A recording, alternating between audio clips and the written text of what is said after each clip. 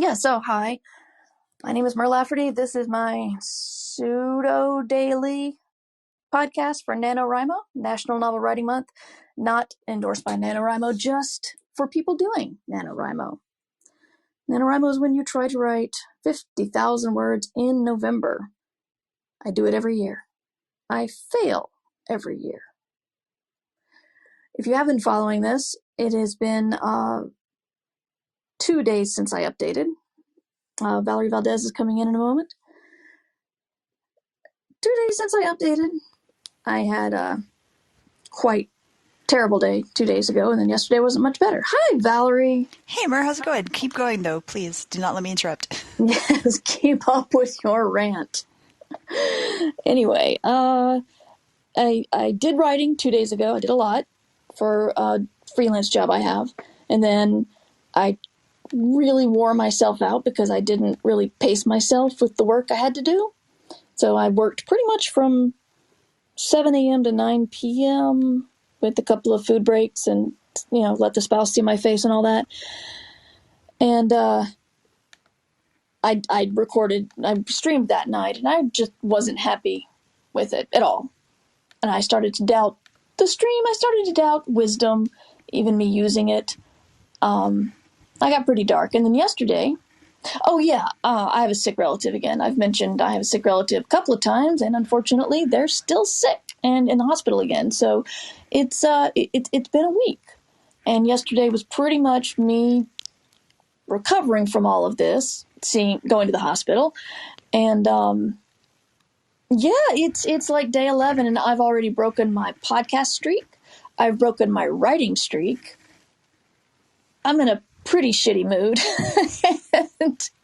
But I figured I would address this because this podcast is meant to address everything that goes on during NaNoWriMo. And Valerie, my good friend Valerie, is here to talk to me about being a municipal liaison and handling problems like this. I'm so glad you're here, Valerie, because this would have been a real downer had I not been able to get you on. Well, I'm happy to be here to be the sunshine and light counterpoint to this situation, even though sunshine and light sometimes you just want to hole up in a closet and close the door and turn the light off. This is actually a really normal low point in the month, because for 10 days or so you've probably been churning out a lot of words. It can be very emotionally draining. And at this point, a lot of people have essentially just run out of ideas. If you're a pantser, you're just tapped out. Your well is dry. There is no, the field of your, is fallow. And if you're a plotter, this is actually a prime time for you to start second guessing all of those choices that you made when you were doing your planning and your outlining and things like that. And so it's what you're going through on top of all of the life of stuff, which unfortunately it happens. This is actually a very normal part of this process, sadly. Yeah, it just seems it feels a little bit coincidental that it's like, this is not just me disliking my work. Mm-hmm. It's like a bunch of outside stuff. And This happened to me last year when there was already all the election stress, and then there was my agent quit. And so my month was again thrown into complete turmoil. And I'm not going to let it beat me this time. It might continue to hit me, and it'll beat me in a couple of days, but not today. And this is the day I said that if you skip one day, you shouldn't skip two, which is pretty much the thing I've in studying habits and stuff. I've heard a lot of people say, look, it's going to happen. But when it happens once, try not to let it happen again right next to it, because then you're building that habit of not doing something. Mm-hmm. Yeah, and I think also what's really valuable, and this is something that DJ Older has talked about, that when you sit down to write, one of the first things that it can be useful to do is to forgive yourself. And you're forgiving yourself not just for these sort of past, I missed a day, I missed 2 days, those past imperfections, but also forgiving yourself for writing something that isn't perfect, because chances are very good that your first draft will not be. Forgiving yourself for not complying with whatever plan you had perfectly. And so just having that moment of sort of self-reflection and forgiveness lets you let go, hopefully, of all of that kind of emotional detritus. You're clearing the scum off the top of the pool so you can dive back in. That's a really, really nice thought. I really like that. Thank you. For anybody who doesn't know, I believe you're talking about Daniel Jose Older? Yes, I am. Yeah. Okay. Author of Shadow Shaper and some excellent urban fantasy novels, and of course a bunch of Star Wars books at this point, much like Yes. you are. Yes. New York Times bestseller. I remember when he became a New York Times bestseller and he just wanted to say it all the time. Yeah. But yeah, as you should. Shout out to him, because if you're not following him on social media, you should, because he gives a lot of good commentary about the field and writing and stuff. But the forgiving yourself is really interesting. I like it. Yeah, because it is, like I said, this is a really difficult month. Just in general, you're taking on a really big challenge, and knowing that you have sort of the room to be forgiven for not being perfect about it, I think is really helpful, because it does let you, get back on the horse when you fall off. So Yeah. let's mix a lot of metaphors here, but. And here's something I'm struggling with, because I may be taking my laptop to the hospital to write in the next couple of days, and it's possible I will carry it there 2 days in a row, not write at all, and then feel really bad about myself. And I said earlier that you want to make a commitment to yourself, and that'll make other people take your commitment more seriously. Mm-hmm. But on the other hand, sometimes you have to go, all right, life has kicked me in the teeth, and I can prioritize because I'm a grown-up. Just finding the middle place there. Yeah, definitely. Because I think that there is a sort of normal level of life intrusion that occurs during NaNoWriMo, especially right around now. Even if you've had a really supportive family and friends, after 10 days, we're in day 11 now, they start losing patience. They're like, oh, you're still doing that thing, huh? And all the responsibilities that you have are piling up, and the disappearing into the cave act is maybe not as charming as it was when you first started doing it. But that's sort of the normal stuff, as opposed to sudden, unforeseen, much more dramatic life events, which you at that point say, okay, listen, NaNoWriMo is really good and important, and I want to prioritize it. At the same time, there are other things that are more important than NaNoWriMo, and that's okay. Yeah, and I think right now we have a lot of places where you can get similar support to NaNoWriMo. You don't have that feeling of hundreds of thousands of people across the world are doing it with you. Yes. But excuse me. I have to. I will. Excuse me. Yeah. My podcast is sponsored by Scribophile. Yeah.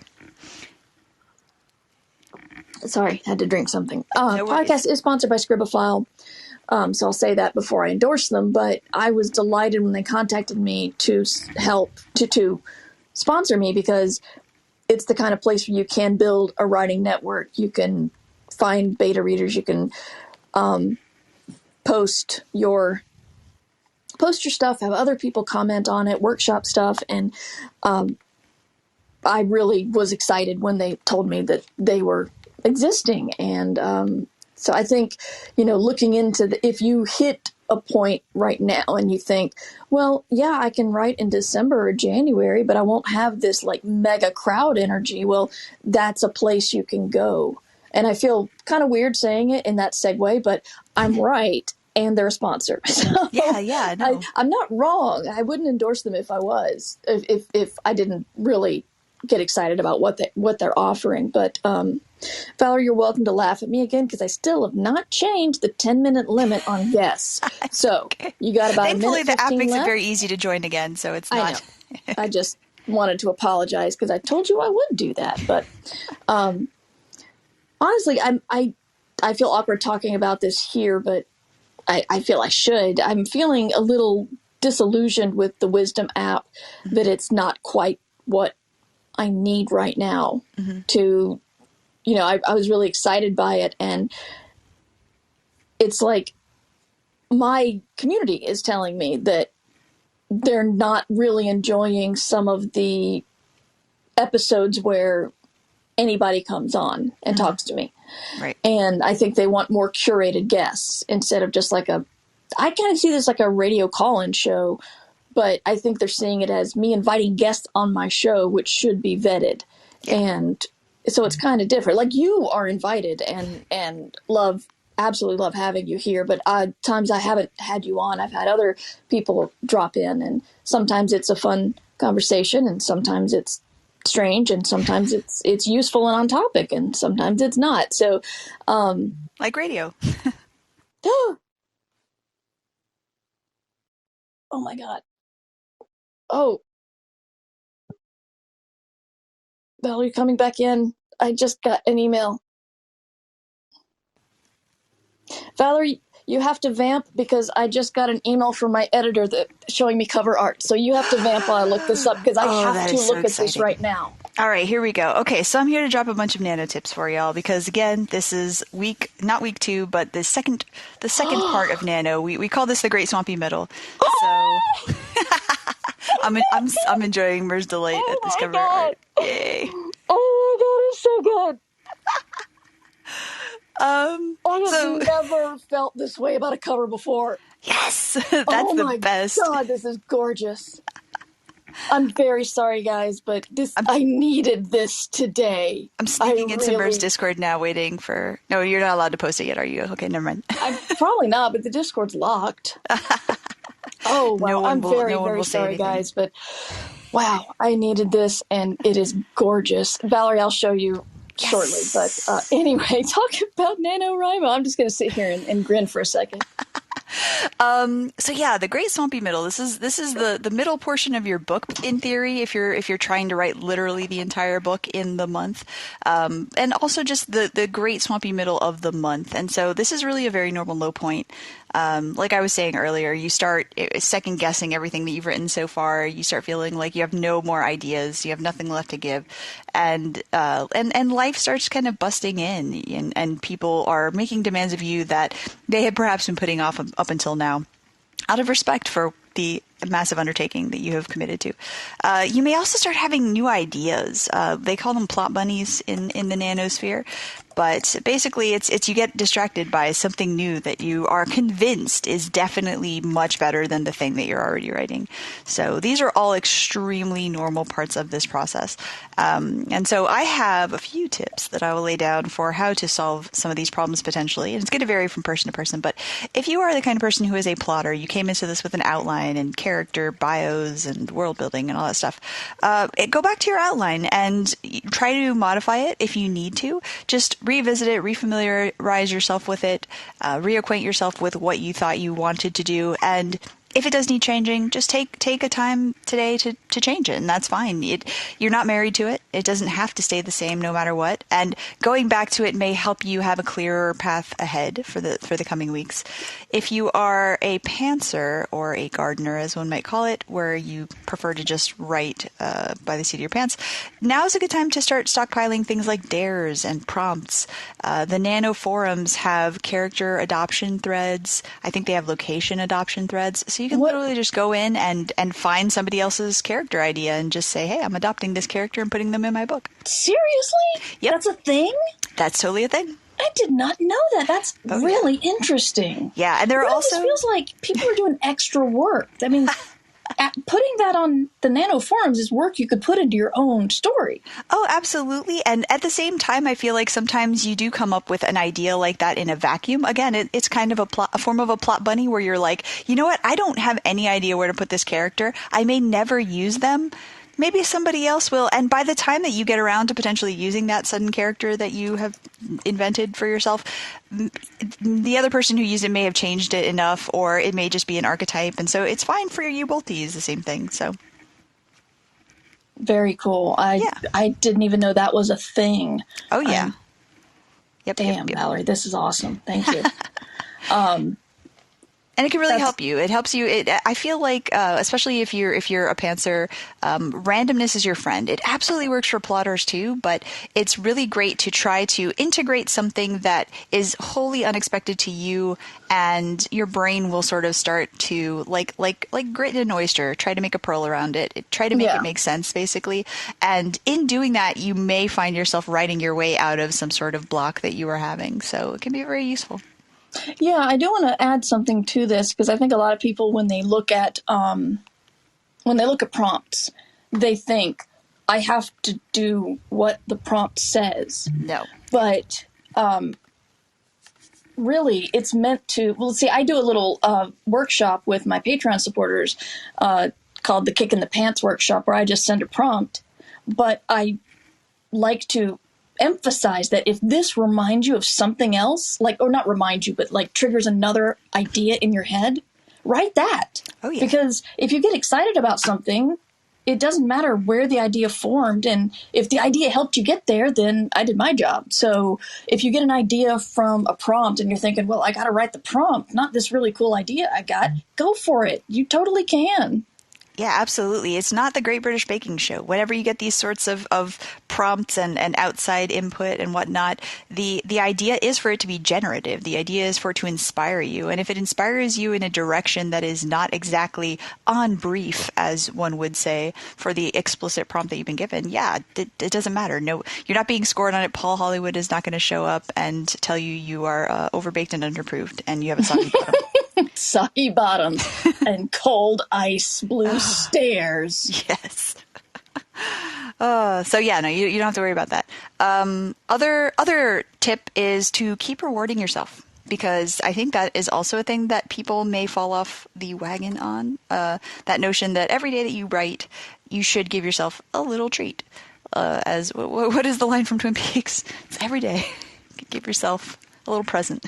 Yeah. I go for every 100 words and M&Ms, but I bought the wrong kind of M&Ms, and so it's stupid to cling to that feather that Dumbo has to cling to. On the other hand, when it's here, it really helps. So I'm not going to put it down too much. I lay out pretzel M&Ms, and I have one for every 100 words. So as the M&Ms start to go away, I know I'm getting closer. Yeah, it feels like an accomplishment. It's anything that can motivate you like that. You know, people will use stickers and I use cookies or mochi, and you need to figure out what works for you. And the fact that pretzel M&Ms work for you, it doesn't matter if it's entirely, in your own head. It works. That's the most important part. And it's innocuous. Yeah. You're not harming anyone by eating pretzel M&Ms.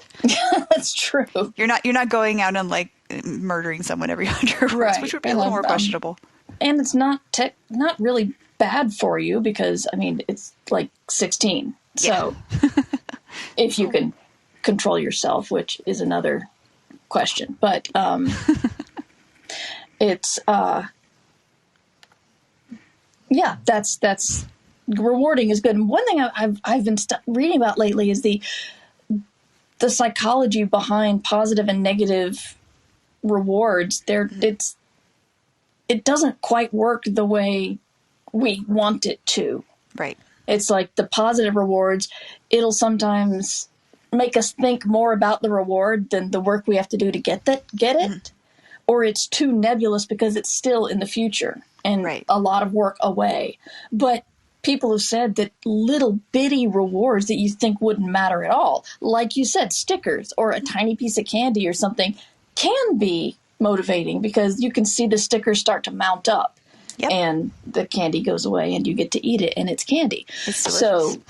So that's maybe focusing on smaller rewards that are easier to get. That's the other thing. You don't have to write 50,000 words and then get your reward. You get a reward after 100. That's pretty cool. Oh, absolutely. You're doling it out in little increments. It's the equivalent of winning at the slot machine in Vegas, where it's you're just one at a time, little bit by little bit.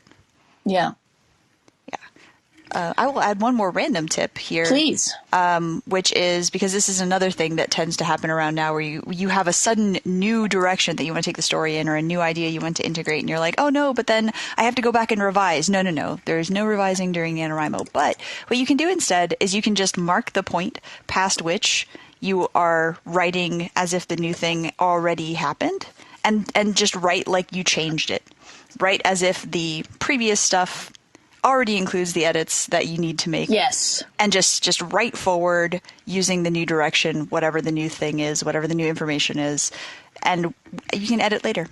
Yeah, and just make a note for yourself. Make a note in a notebook, or if you use Scrivener, which I also endorse and does not sponsor me. I love it that much that I will endorse it. That you can. There are places where you can just make notes in the sideline saying, "I'm changing this to this." I've been actually questioning the point of view in my book, so I may move to first and see what happens. Yeah. But we're at 30 seconds. Valerie, do you want to do another 10-minute, or should we sign off? 30 well, seconds. I mean, we don't have to do the whole 10, so I'll come back and then we can either talk a little bit more or sign off and we'll see what happens. Because, yeah, I have an exercise if people want to do it, but otherwise we can just keep chatting about NaNo and how it's hard. Okay, cool. Thank you. Yeah, no worries. Yeah, so I'm absolutely in love with this. I'm just going to go on about the cover while you get back in here. I can't say anything about it, but it's gorgeous and it's different and it's different and it's doesn't say it says space without giant spaceship and stuff. So it's really different, but in a gorgeous way. I'm so excited. Yay! That's always the best because I feel like we get so many kind of horror stories about cover art that the writer is like, oh no, this is the worst, ay, and then so every time that it's a really good positive experience, it's nice. And I try not to talk about this too much, but as every year passes, we get a little further away from it, and I'm not with that publisher anymore, but I did not like my cover for 6 weeks, but I don't like talking about it too much because everybody else does. I just don't. And so I've moved on to the fact that clearly it worked. Marketing did their job. It attracted people. They picked it up. They bought the book. So in accepting that I am not a graphic designer and I don't know book covers as well as a graphic designer does, then, I accept the cover. I'm proud of it. I'm proud of the book. But I still don't like it. I don't like looking at it. It sort of doesn't make sense. Just... I don't know. And it's great. Here's a funny anecdote. If you don't know, my last novel is about a Generation Starship that is run by clones where they upload their memories, and then when their body dies, they just get a new body and keep going. And the concept is they all wake up, and all wake up at the same time. All of them dying at the same time is very rare or cataclysmic, and yes, something cataclysmic has happened, and they have to solve their own murders. So that's the concept of it. And they came up with the cover of the guy floating through space. And then, my husband's reading it and he's like, if they're in a Generation Starship, they're going to want to save every bit. They're going to want to recycle everything because they can't just stop and get more stuff. And so I'm like, oh, right. So I'll just hand wave a recycler that takes, biomass and does unspeakable things to it. And it comes back into the ship. And then the art department's like, but you're not spacing anybody. But the cover implies you're spacing someone. I'm like, I'm trying to make it a little more realistic to the terms of a Generation spaceship. And I'm sorry I didn't throw a body out of the ship. But, yeah. Even just the notion of yeeting a body into space, that's like just... that is a Sir Isaac Newton problem. Like that is somebody's future icy projectile. I don't. Yeah. It seems like actually a very poor idea when you think about it. Just throwing stuff into space that will eventually, somewhere, somehow, either I guess burn up in atmosphere and make a really nice shooting star. Shooting star, yeah. Or ram into a spaceship and maybe cause problems. I don't know that. Well, there you go. You write the story about the spaceship that's hit by the floating body. There's another murder to solve. I gotta write that down. Just sucky little corpsicles out there. No, it seems like a very bad idea to me. It's funny because I know in Mass Effect 2, you actually can go down to the part of the ship where they have compacted garbage cubes of some kind, and you can straight up yeet them into space. It's like, just what? like as a fun little mini game, or yes, it's just you're just throwing out the trash. It's very bizarre, and I don't understand it.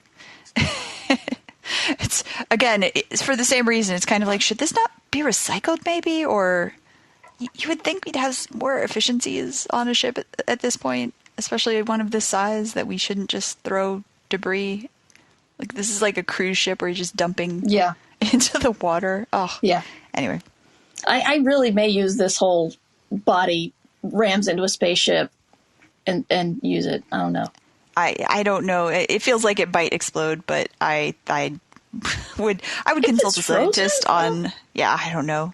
I'll have to. I've got my astronomer. Yes, ask.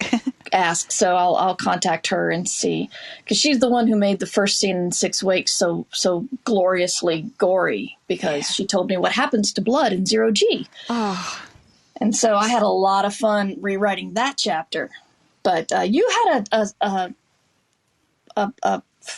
crap. What is it? You had a prompt or an exercise. You had an exercise. Yes, I did. Hold on, let me pull that up. Yeah, so this is based on something that I do called hype storming, which is intended to get people excited about their works in progress, especially when they've been working on it a little while and their interest starts flagging.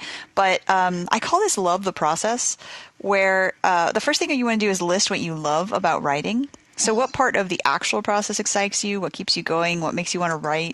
What kinds of scenes do you like to write? What kinds of characters are your favorites? What tropes do you really love? And then list what you love about your work in progress. What are you most hyped about? What made you really excited to write it? What are you looking forward to finally getting to? And just what parts of it really kind of delight you when you think about them?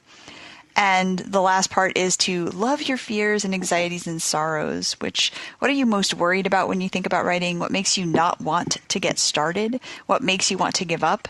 And then pretend that all of those feelings are very small, sad toddlers having a tantrum, and be kind to them. Give them hugs. Give them reassurances. These are the tantrums that are caused by tired and hungry and confused and lonely and worried. And so, be kind to those fears and assuage them and tell them it's all going to be okay, because it will all be okay. Awesome. That's excellent. Valerie, talking to you always cheers me up. Thank you for making my day 11 stream not absolutely dire and horrible. I am glad I'm here to help. So tell us where we can find you online, because your awesome books are out there as well. Yes, you can find me at valerievaldes.com. I am at Valerie Valdes on Twitter. And my books that are currently out right now, you can find Chilling Effect and Prime Deceptions, both found family space operas, lots of adventures and shenanigans and jokes. You can find them at all fine retailers. Excellent. And I am Mer Lafferty. You can find my books at merverse.com, also in retailers. And the story I was talking about that I don't like the cover, but everybody else does, so it's gorgeous. It did its job, is called 6 Weeks, and I did 2 IP things since then, the solo novelization and one of the Minecraft middle grade books, but I don't promote those as much because they're somebody else's IP, but I'm proud of it. But anyway, I will try to come back tomorrow. I don't want to impinge on Valerie's time too much, but she hopefully will come back later this month a couple of times to bring the municipal liaison's point of view to the podcast. Oh, yeah. Cool. Thank you, Valerie. No, thank you for having me.